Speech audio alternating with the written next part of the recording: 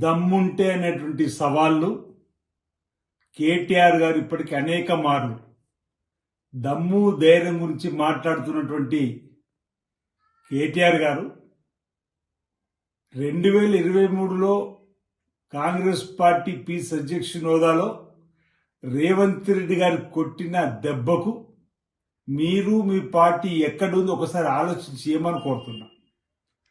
ఆ దెబ్బకు mind block అయి మతి తప్పి ఫ్రస్ట్రేషన్లో ఏమేమి మాట్లాడుతున్నావు ఈ 2 సంవత్సరాల ప్రజలంతా కూడా గమనిస్తున్న వేళ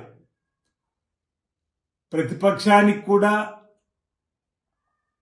ప్రతిపక్ష స్థానానికి కూడా పరిమితం చేసిన ఆ స్థానాన్ని కూడా న్యాయం చేయలేనటువంటి మిమ్మల్ని ప్రజలు ఇసడించుకుంటున్న వేళ వచ్చిన ప్రతి ఎన్నికల్లో కూడా మీకు తలబొబ్బి కొట్టేలా ఫలితాలు వచ్చి మా ముఖ్యమంత్రి రేవంత్ రెడ్డి గారు కాంగ్రెస్ పార్టీ నాయకుల కార్యకర్తల దమ్ము చూపిస్తున్నా మీకు కనిపిస్తలేదా అని అడుగుతా ఉన్నా. పార్లమెంట్ ఎన్నికల్లో మీరు 0 పరిమితం అయిపోయారు. తర్వాత కంటోన్మెంట్ ఉప ఎన్నికల్లో మీరు 3వ స్థానానికి పరిమితమైన రోడ్డున్నా ఇంకా దమ్ము గురించి మాట్లాడుతున్నారా?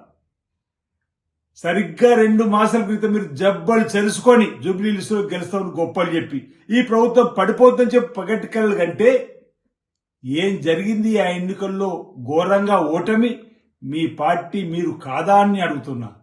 ఇంకా దమ్ము గురించి మాట్లాడుతున్నా చెప్పంటున్నా. పంచాయత్ ఎన్నికలు జరిగి 48 గంటలు కాలే 25% తెలంగాణలో పరిమితమైన మీరు ఈ పంచాయత్ ఎన్నికల్లో ఈడ్చి కొట్టినా ఇంకా దమ్ము ధైర్యం గురించి మాట్లాడేటువంటి మాటలేనని అడుగుతా ఉన్నా.